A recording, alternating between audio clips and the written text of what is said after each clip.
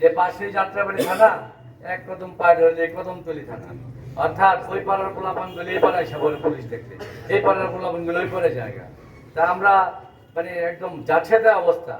যাই হোক, একটা দৃষ্টান্ত দিতে চাই আপনাদের কাছে যে এই তানভীর আহমেদ রবিন, এই তারুণ্যের অহংকার, উনি এমন ভূমিকা রাখছেন বিভিন্ন এলাকায় যে অনেকে আছে আমরা জানি যে সে মাদক ব্যবসা করে, অনেক কিছু করে, কিন্তু আমরা কেউ বলতে চাই না, ভয়ে হোক, সংকীর্ণ হোক, জড়তায় হোক, যাই না গায়া, একদিন গেলে দুদিন যায় না।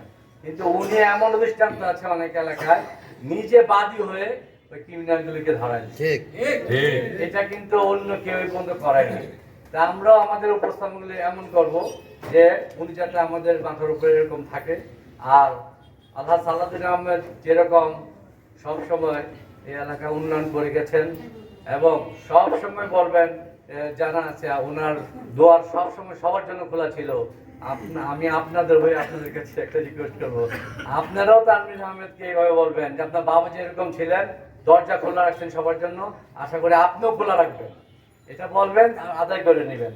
উনি অনেক আন্তরিক, অনেক অন্য যতটুকু আছে ইয়াং জেনারেশনের মধ্যে উনি অনেক আন্তরিক এবং মুরব্বীদের অবশ্যই প্রাধান্য দেন।